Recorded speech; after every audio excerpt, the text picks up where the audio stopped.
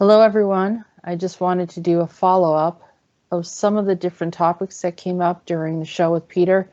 I kind of wanted to let him just talk through and it explained to me some of the things that were going on.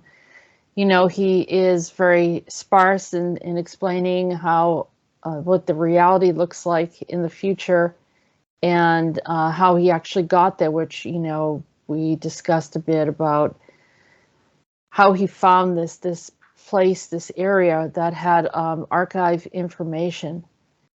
And so as I was listening to him, I was thinking, recently a friend of mine referred me to two movies, which I think were very significant to the conversation that I had with Peter. And it is amazing how so many people are tuned in, and I have people contact me and yes, I recognize that I'm intuitive and I'm an interdimensional seer, but there are many other people that have gifts and abilities. And so some people are tuning right in to what's going on. And, I just want to also, we should all recognize Unit 374 for the work that they did, because it seems like Peter got through quite a battle. He hasn't really got into discussing it further. I would like to have the unit have a discussion with him and he can share some of the things that they participated in. And so, but, just to bring that in the beginning. Regarding the skateboarders and surfers that we talked about earlier with Peter, when I was directed to watch this movie, it's an old movie. It looks like it came out in, I don't know, it was supposed to be California in the 1970s. And here it is, Venice, California. And Venice is not, the most elite of all of the beaches. And, and here Heath Ledger is in this movie. And Stacy Peralta, who was actually experienced this is his story. And he plays this guy right here.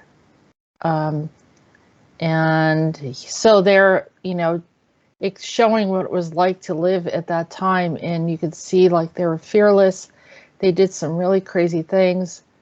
And, it was pretty interesting, So you see them surfing, but then they're like skateboarding and, kind of introducing this whole culture early in the 70s when, no one really knew how to do some of these things and kind of going beyond. And it was pretty much lawless, not lawless, but like, fearless. I'm going to say fearless and unbridled. And there was, no sense of, responsibility or whatever, they're very committed to it. I want you to notice that this point right here where it says Zephyr, Peter talked about the Z meant Zephyr in the military of, the whole Ukraine and Russian, situation. And that was the name of the store, was Zephyr. And Zephyr is also a mythological being. So if we look over here, this is the Z. And Peter said that stood for a team or, an elite group called the Z, the Zephyr group. And so here, this is the meaning behind the Z symbol finally revealed. And it's propaganda symbol for Vladimir Putin's invasion of Ukraine. And I thought that was interesting. There will be 8 MiG-29 planes, which will fly in the formation of the last letter of the alphabet. And so, you see, everyone has been seeing that from the very beginning. They were like, what does the Z stand for? There's another thing regarding Wikipedia, and this symbol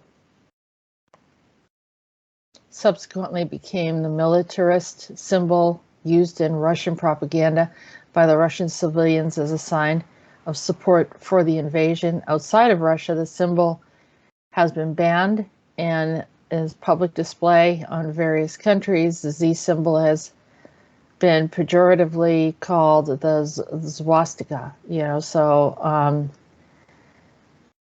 yeah, it's pretty interesting, and related to some of the terminology going back to World War II. I'm not going to get too far into it, but there's been a lot of tossing around of the former regime, and going back and forth with Russia and Ukraine. And then here in this article, it talks about how Russian tanks emblazoned with Z were first spotted on the Ukraine's border. Here's how the letter became a pro-war symbol. Digital sleuths speculated over that the Z, written in the Roman alphabet rather than Cyrillic, might indicate about Moscow's next moves.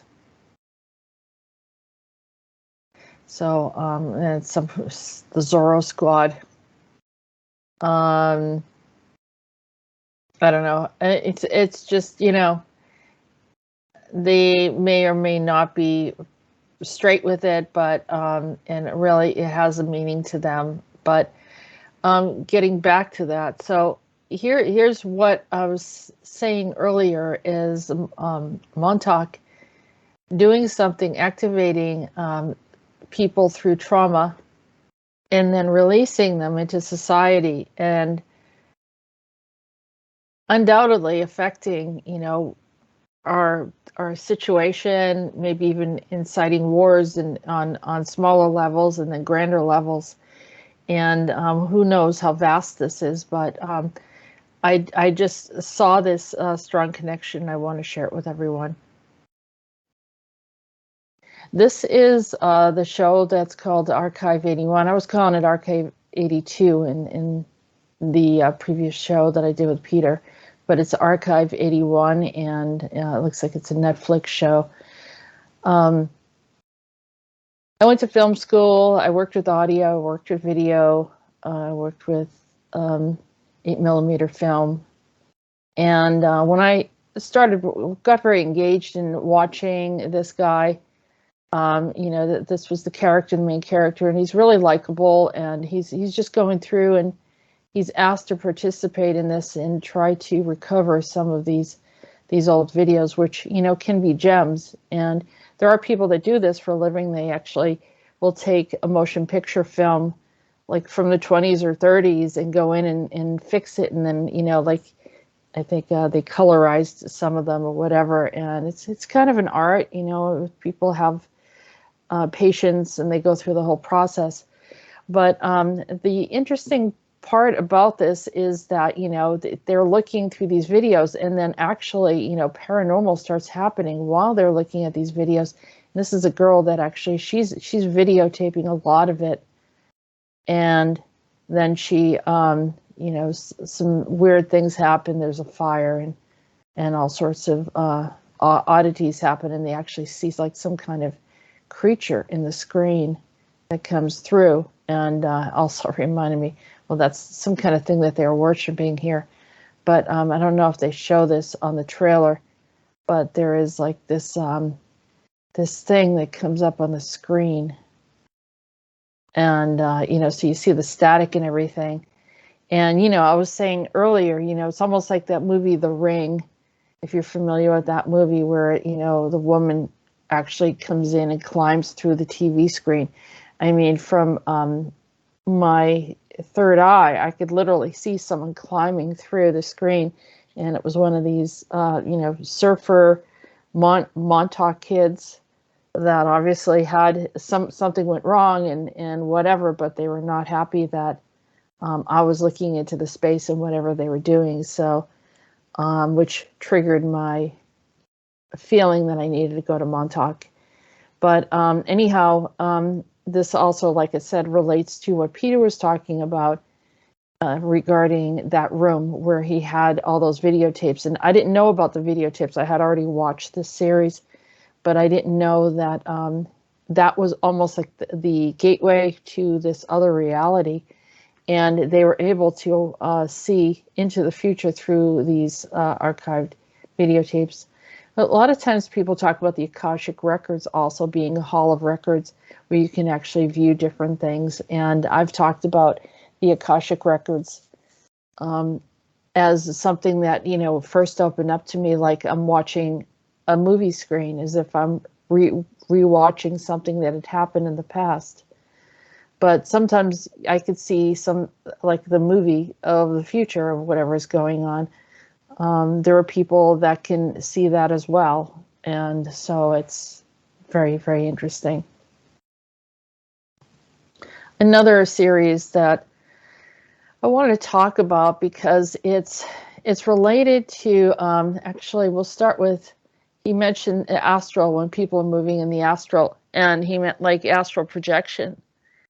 And for some reason, I just couldn't get the word to say it. And I don't know, my mind was kind of caught on some of the dreams and the visions that I had after Montauk. So I was trying to pay attention and get some feedback regarding what was going on there. And, apologize for wanting to know some personal information, but I guess maybe in some ways it may help some people down the road to be cautious about certain areas that are very, have high activity and high paranormal activity, and some people call it, high strangeness. And so, it's like Stranger Things is also another show that talks about what went on in Montauk, or, something like that. And, there's the unleashing of this monster that Duncan Cameron talked about. But and here, the astral projection is something that Peter started talking about, and how, you literally leave the body. And so this is something that's been practiced in Egypt and ancient Judea and Christian origins, discussing it, esotericism, Hinduism, Taoism, Japanese mythology, American Indian traditions, the Amazon, and, people that were practitioners of it. I just want to, remind people that it's not something that you take lightly. It can be very dangerous. If you step out of the body, something else can take over the body. And so, which brought me to this video, or this show. I believe it's on Netflix as well. And it's the dangers of what can happen if you are careless or you don't know what you're doing, and you leave your body absent and you're not careful. And this can actually happen. It can definitely happen. And so you need to be in control of what you're doing and not have too long of a time if you're trying to practice and experience these things. A lot of people don't warn you. They just make it look exciting and everything, and it is quite dangerous. So, watch the show and think about, what's going on there.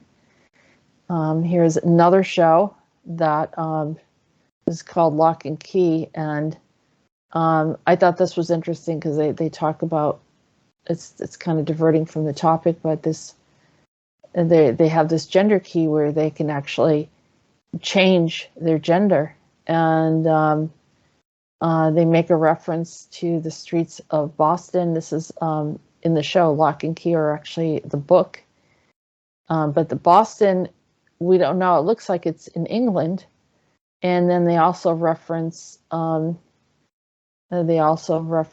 Lovecraft, and right over here in the series they change the town where they're from. But let me go back over here, and so you see that they end up tricking someone and getting them to step out of their body, and then the body's taken, and that's situation. It's the same thing. You leave the body barren, empty, his soul steps out, and then it is someone else takes the body as a home, and then the soul is roaming around trying to find its place. In Locke and Key, they talk about a lot of different keys, and here They have, this is from Brown University, did some research on the origins of keys and the importance of keys. And there is evidence that the key facilitated locking mechanisms up to 4,000 years ago in ancient Egypt. Interesting enough, both Western and Eastern, mostly China, developed the idea of the lock and key with a little sign of cultural exchange until later, as evidenced by stylistic similarities. So right around the same time, Egypt and China had understood the advantage of using a key, and there's been many types of locks and keys implemented throughout time. 4,000 years ago, that's quite a history of something, and the distruster feel the need to protect something. But the keys were also, in here in the Middle East and Iran, they had a unique generation of the lock and key. In these societies, the key attained alternate meanings in Iran, as an example that these extensive evidences of keys being used in religion or religious and symbolic senses. And the two sources which provided immense historical background were locks from Iran and door locks from Persia. And at the point of spiritual and psychological needs for keys, Iranian culture used locks and keys at religious sites such as the temple and love charms, and as a gift to signify the virginity of a young bride. And of course, that the keys of St. Peter, so we'll do the keys of St. Peter, and you see that all over the papacy. And, this is something that I kept on picking up throughout my travels. This is another issue, and the keys are very, very important. Why did Peter need the keys? Because it has religious connotation that in order to access something, you need some keys. And so they use a lock and key to allow people to exit their body and to do whatever it is that they need to do, and then return back. The keys of humanity, whatever they're doing with these keys, they are definitely more than just symbolic. There's something else behind it, and so it's something to pay attention to. And so then they talk about why they removed Lovecraft. But anyhow, another thing that Peter touched on was I actually asked him about Daryl Holt, because for some reason when he was talking about this reality, I was thinking, I don't think I talked to Peter much about Daryl Holt, because I figured I might have asked him once before, he didn't remember or something, I don't know. But when I asked him about Daryl Holt, he knew exactly who he was and said he was in Florida. And he has access to his computer, and he can see certain things. And I knew that this sounded very much like the reality Daryl Holt was in. But the giants or whatever he was having problems with, he found throughout our reality. And you can see here is one of the images. I think this is the last one that I did. And I channeled a lot of this information. I got into almost like a semi-trance, so I'm talking kind of slow and weird, but in order to communicate with him, I had to be in that state of mind, and I was picking up information from him. He was really needing help, and I'm glad that I was able to help him, because it sounds like he helped our future. And if we are headed in that direction where Peter said, that exists, and Peter said that the AI does not take over, it's kind of existing, but if you think about it, it's already existing here now. And but it's not just like mind control, but our use of phones and other technology, that even though I know a lot of people say, well, we hate AI, but they still have their phones, they have their computers, and everything else, so, and not everyone's affected by AI. except for those that actually, want implants, or they want something that is going to have an influence, or they just don't care, or they're resigned, or they don't think of the possibilities that it could be a problem.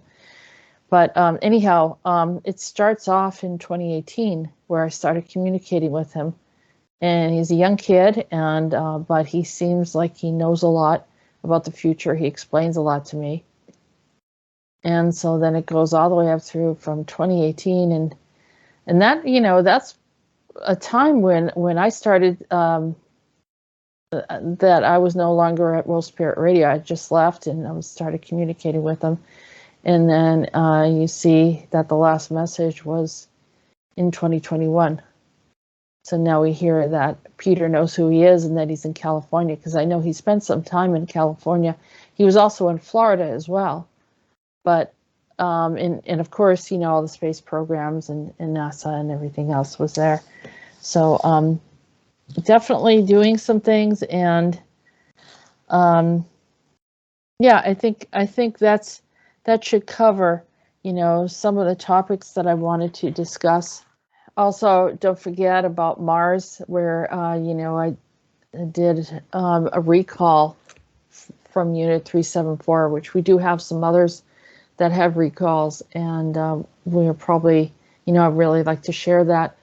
But a lot of information can't go out yet because the mission isn't completed, and Peter will probably let everyone know when the information can be shared, or maybe some of it can never be shared, but some of it we can. And when we can, then we will. But anyhow, that's it for now. And thank you for listening. And I hope this has been helpful. Please leave your comments below. And thank you for your support. Have a good day.